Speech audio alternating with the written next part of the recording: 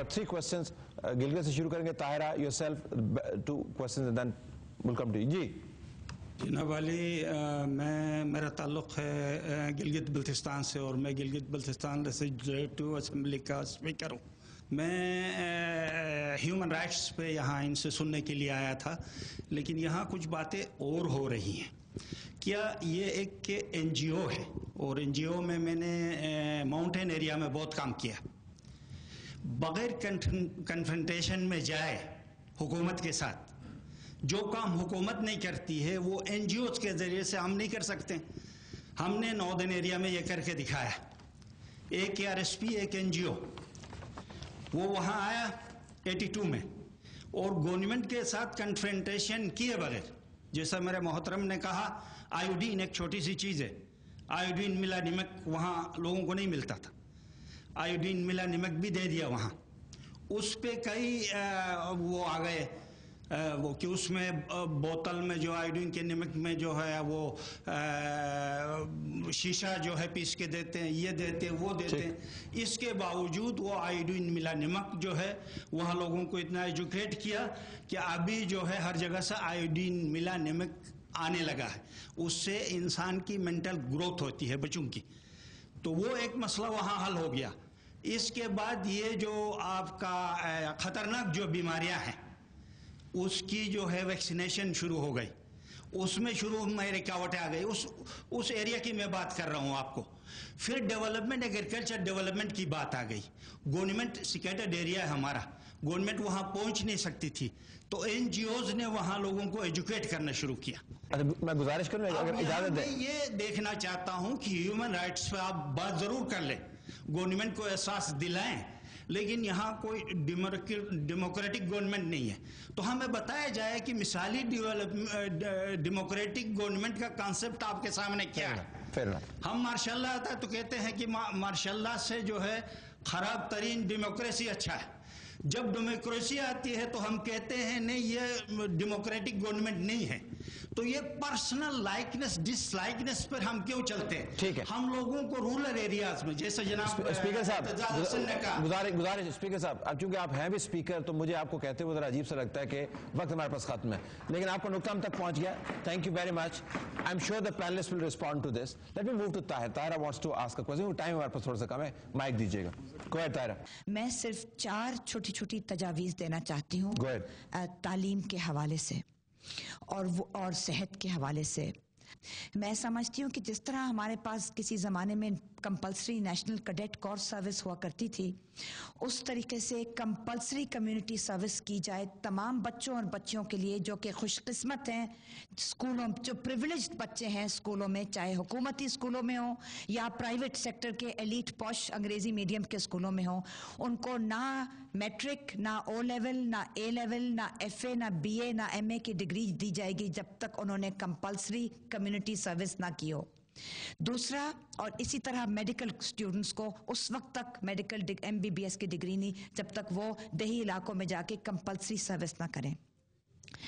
1984 میں ڈاکٹر محبوب الحق نے ایک اقرا سرچارج کیا تھا جب وہ پلاننگ کمیشن کے انچارج تھے. وہ دن اور آج کا دن اربوں خربوں ٹریلین زلینز آف روپے جمع ہو گئے ہیں اقرا سرچارج کے تحت, لیکن کیونکہ اس کو فنجیبل رکھا گیا تھا اور ڈیزگنیٹڈ نہیں رکھا گیا تھا تعلیم کے لیے, اس کو آج تک تعلیم کے لیے استعمال نہیں کیا گیا. تو ہم سمجھتے ہیں کہ وہ پیسہ اب نکالا جائے اور تعلیم کے لیے استعمال کیا جائے. آخری بات جو میں کرنا چاہوں گی وہ مشکل ہے لیکن ڈویبل ہے, کی جا سکتی ہے. انڈیا اور پاکستان کے اوپر اپنے لوگ دباؤ ڈالیں کہ ملٹری بجٹس کو فریز. میں کمی کی بات نہیں کر رہی, میں یہ نہیں کہہ رہی کہ جہاز نہ خریدیں, 80 بلین روپوں کا جہاز نہ خریدیں اور فلاں نہ کریں, یہ میں قطعی نہیں کہہ رہی ہوں. میں کہہ رہی ہوں کہ دونوں ممالک اس وقت جہاں ان کے ملٹری بجٹس ہیں وہاں فریز کر دیں, اور جو پیسے بچیں گے 10% سالانہ انکریز کے وہ تعلیم اور صحت کی شعبوں میں ڈالیں. شکریہ. Last 2 questions at the back and then we wind up the program. محترمہ آپ اور اس کے ساتھ آپ بھی مائک پیچھے لے جائے گا. میرا صرف ایک سوال بلکہ ایک لائک آبزرویشن. وہ یہ کہ ہم لوگ نے بڑی بات کی ہے کہ کرٹیسائز کی ہے پارلیمنٹ کو, پولیٹیکل پارٹیز کو, لیکن آئی تھنک کہ جو ہم نے جس انسٹیٹیوشن میں ہم لوگ کام کر رہے ہیں ہم نے اپنے آپ کو نہیں دیکھ رہے, کیونکہ ہم لوگ جس انسٹیٹیوشن میں بیٹھے ہوئے ہم لوگ سمجھتے ہیں کہ وی آر انڈسپینسیبل, کہ اگر ہم لوگ چلے جائیں گے تو جو ہے نا یہ ادارہ تباہ ہو جائے گا, اور اس کے علاوہ جو ہے نا وہ کسی اور کو جگہ دیتے نہیں ہے, اور اگر کوئی اور آ بھی جاتا ہے تو وہ فیملی انٹرپرائزز یہ چیز بن جاتی ہے.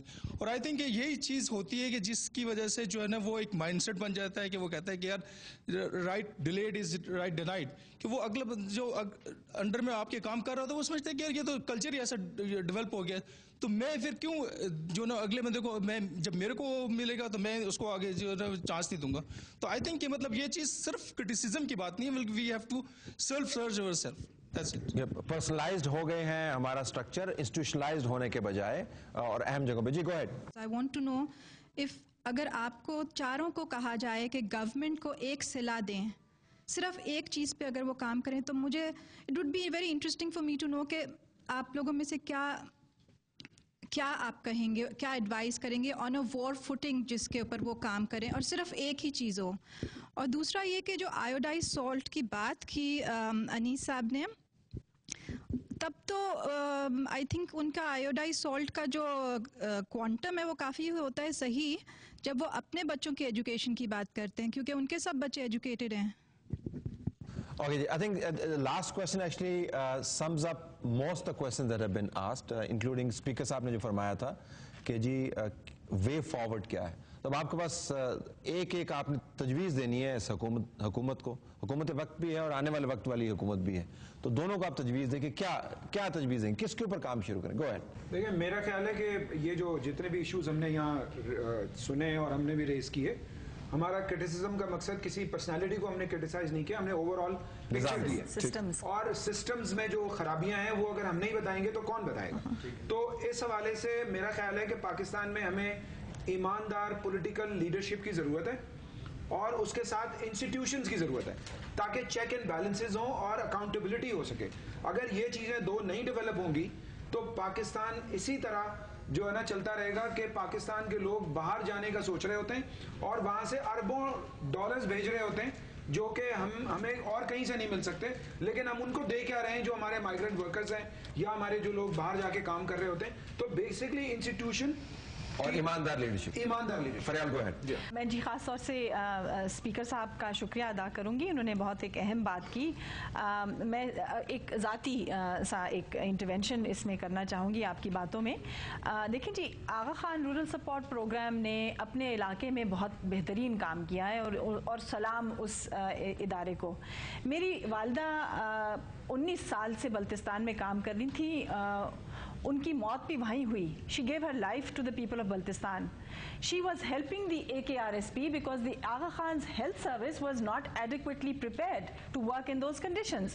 So let's not generalize about the wonderful achievements that otherwise they are on record. ٹھیک ہے جی, میں صرف اتنا کہہ رہی ہوں کہ NGOs کو یہ نہیں سمجھنا چاہیے کہ وہ ریاست کو ریپلیس کر سکتے ہیں. ریاست کی ذمہ داری کو ریاست کو لینا ہے, اور میں ایک شہری کے ہونے کے ناطے سے میں بار بار کہوں گی کہ NGOs are not the answer. NGOs can only plug in where there are leaks, but the ship has to sail by the state, not by the NGO. ایک چیز ہے, ون سجیشن میں پہلے دے چکا ہوں, I'll just say it again, کہ پاکستان میں اگر آپ کو اس موجودہ سیاسی نظام کے ساتھ آپ کے مسائل حل نہیں ہوں گے, آپ کو you'll have to switch to proportional representation. Doctor صاحبہ, آپ کا جو سوال ہے گیم چینجر, بہت سے انٹری پوائنٹس ہو سکتے ہیں جو پاکستان کی بہت سے مسائل ہیں. Accountability of decision making of public functionaries, I think یہ ایک چیز ہے. احتساب ان لوگوں کا جو لوگوں کو سروس ڈیلیوری پر مامور ہے یا لوگوں کے نمائندگان کا رتبہ رکھتے ہیں. نہیں, ڈیسیجن میکنگ, خالی سروس ڈیلیوری کی بات نہیں ہوئی. اکاؤنٹیبلٹی, فیصلہ سازی پبلک سیکٹر میں, اس کی اکاؤنٹیبلٹی ہو اور ٹرانسپیرنٹ اکاؤنٹیبلٹی ہو. اس ایک انٹری پوائنٹ کا جو گیم چینجنگ ایفیکٹ ہے وہ بہت ہی ٹرانسفارمیشنل. بہت شکریہ آپ کا, تمام پینلسٹ کا مشکور ہوں اور آڈینس کا بھی کہ جنہوں نے ہمارے ساتھ ایک طویل نشست کی. لیکن معاملہ ہمیں ناظرین یہ سمجھ آیا کہ انسانی حقوق کوئی ایسی اصطلاح نہیں ہے جو صرف بحث مباحثے تک محدود رہنی چاہیے. یہ ایک اپلائیڈ قسم کا فینومینا ہے, یہ ریالٹی ہے, حقیقت ہے. یعنی ہم جس ماحول میں سانس لیتے ہیں, جس سڑک پر چلتے ہیں, جس تھانے میں ہم کیس رجسٹر کرواتے ہیں, اسکول میں بچہ بھیجتے ہیں, جس ہسپتال میں سے علاج کرواتے ہیں, جہاں سے نوکری لیتے ہیں, جس سرزمین کے اوپر ہم ایگزسٹ کرتے ہیں, وہ ہمارے حقوق اور ہماری ذمہ داریوں کے ساتھ بنی ہوئی ہے, اور ان کا تحفظ کرنا اور ان کو ڈسچارج کرنے کی ذمہ داری ریاست وقت کی ہے, حکومت وقت کی ہے. اگر حکومت اپنی جو قدریں ہیں وہ تبدیل نہیں کرے گی تو سٹیزنز کو, ان شہریوں کو ایجیٹیٹ کرنا ہوگا. ایجیٹیشن کے بغیر حکومت نہ تو اپنی قدریں بدلتی ہے, نہ ہی ریاست اپنے طور طریقے بدلتی ہے, اور ایجیٹیشن ایسا جس سے بہتری آئے. ہم انسانی حقوق اور سٹیزنز کے رائٹس کے حوالے سے بات چیت کو یہاں پر ختم کرتے ہیں. اجازت دیجیے, اللہ حافظ.